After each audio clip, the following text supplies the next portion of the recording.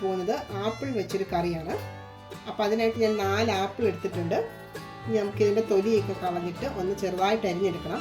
പിന്നെ അതിലേക്ക് വേണ്ട ഇൻഗ്രീഡിയൻസ്: ഒരു സവോള, ഒരു 4 അല്ലി വെളുത്തുള്ളി, ഒരു ചെറിയ കഷ്ണം ഇഞ്ചി, 2 പച്ചമുളക്, കുറച്ച് കറിവേപ്പില. പച്ചമുളക് നിങ്ങളുടെ എരിവനുസരിച്ച് കൂട്ടുകയോ കുറയ്ക്കുകയോ ചെയ്യാം.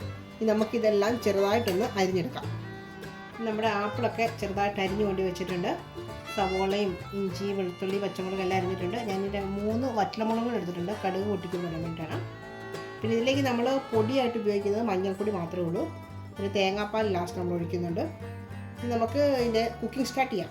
ഇവിടെ ചട്ടിയിൽ എണ്ണ ഒഴിച്ച് ചൂടായിട്ടുണ്ട്. നമുക്കിതിലേക്ക് കുറച്ച് കടുക് ഇട്ട് കൊടുക്കാം. നമുക്കിതിലേക്ക് എടുത്ത് വെച്ചിരിക്കുന്ന 3 വറ്റൽമുളക് ഇട്ട് കൊടുക്കാം. പിന്നെ അതിലോട്ട് നമുക്ക് അരിഞ്ഞ് വെച്ചിരിക്കുന്ന ഇഞ്ചി, വെളുത്തുള്ളി ഇട്ടിട്ട് ഒന്ന് വഴറ്റി കൊടുക്കാം.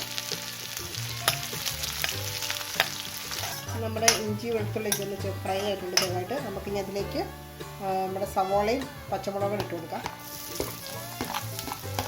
എന്നിട്ട് ഇതൊന്ന് നന്നായിട്ടൊന്ന് വഴറ്റാം.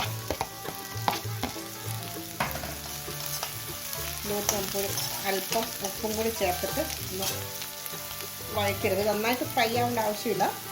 ഒന്ന് ഒന്ന് സവോളയൊക്കെ നന്നായിട്ട് സോഫ്റ്റായി വരുന്നോണം വരെ നമുക്കൊന്ന് വഴറ്റി കൊടുക്കാം. നമ്മുടെ ഉള്ളിയും പച്ചമുളകൊക്കെ ഏകദേശം വഴന്നു വന്നിട്ടുണ്ട്. ഇനി നമുക്കിതിലേക്ക് ഒരു 1/2 സ്പൂൺ മഞ്ഞൾപ്പൊടി ഇട്ട് കൊടുക്കാം. ഇതിൻ്റെ ഒന്ന് പച്ചമണം മാറി കഴിയുമ്പോഴത്തേക്കും നമുക്കിതിലേക്ക് ആപ്പിൾ ഇട്ട് കൊടുക്കാം. ഇതിലേക്ക് കുറച്ച് കറിവേപ്പില ഇട്ട് കൊടുക്കാം. ഇത് ആദ്യം ഇടാൻ മറന്നു വന്നിരുന്നത്. ഇനി നമുക്ക് ഇതിലേക്ക് ആപ്പിൾ ഇട്ട് കൊടുക്കാം.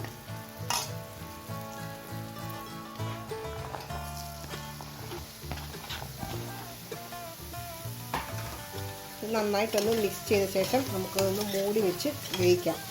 ഇടയ്ക്കിടയ്ക്ക് ഇളക്കിടാൻ മറക്കല്ലേ, അല്ലെങ്കിൽ ഇത് അല്പം അടി പിടിക്കും. നമ്മുടെ ആപ്പിൾ വെന്തോന്ന് നമുക്ക് നോക്കാം. പിന്നെ ഇടയ്ക്കിടയ്ക്ക് ഇളക്കിയിട്ട് കൊടുത്തുകൊണ്ടിരുന്നതാണ് കൊടുത്തതാണ്. അപ്പം നമ്മുടെ ആപ്പിൾ നന്നായിട്ട് വെന്തിട്ടുണ്ട്. നമുക്കൊന്ന് ഉടഞ്ഞിട്ടില്ലെങ്കിൽ നമുക്ക് ചെറുതായിട്ട് സ്പൂൺ വെച്ചൊന്ന് പ്രസ് ചെയ്ത് കൊടുത്താൽ മതി. അപ്പോൾ നന്നായിട്ട് ഉടഞ്ഞ് കിട്ടും. മുഴുവൻ നമുക്ക് ഉടയ്ക്കുവാൻ വേണ്ട. അപ്പോൾ നമ്മളത് കഴിക്കുമ്പം ചെറുതായിട്ട് ഇടയ്ക്കൊന്ന് കടിക്കാൻ ഉടയാത്ത കഷ്ണങ്ങളും വേണം.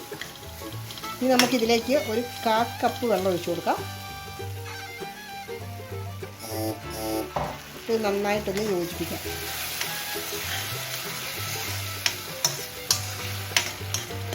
നമുക്ക് ഉപ്പൊക്കെ ഉണ്ടോ എന്ന് നോക്കിയിട്ട് വേണമെങ്കിൽ കുറച്ച് ഉപ്പ് ആഡ് ചെയ്ത് കൊടുക്കാം.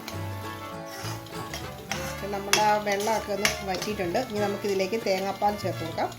ഞാൻ 3 സ്പൂൺ തേങ്ങാപ്പാലിൻ്റെ പൗഡറാണ് എടുത്തിരിക്കുന്നത്. അത് നമുക്ക് കുറച്ച് വെള്ളത്തിൽ കലക്കിയിട്ട് ഇനി നമുക്കൊന്ന് ഒഴിച്ചു കൊടുക്കാം. ഇത് നന്നായിട്ടൊന്ന് മിക്സ് ചെയ്ത് കഴിഞ്ഞിട്ട് തിളയ്ക്കേണ്ട ആവശ്യമില്ല. നന്നായിട്ട് ചൂടായി കഴിയുമ്പോൾ നമുക്ക് കറി ഓഫ് ചെയ്യാം. നിങ്ങൾക്ക് വെള്ളം ഗ്രേവി കൂടുതൽ വേണമെന്ന് തോന്നുവാണെങ്കിൽ കുറച്ച് വെള്ളം കൂടി ആഡ് ചെയ്ത് കൊടുക്കാം.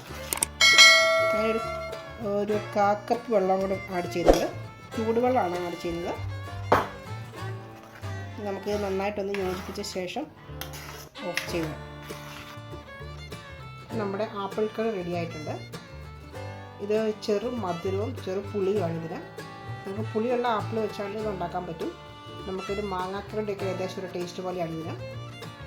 വളരെ ഈസിയാണ് ഉണ്ടാക്കാനായിട്ട്. അപ്പോൾ എല്ലാവരും ഒന്ന് ട്രൈ ചെയ്ത് നോക്കുക. ഇഷ്ടമായ ചാനൽ സബ്സ്ക്രൈബ് ചെയ്യാൻ മറക്കരുത്. Thank you.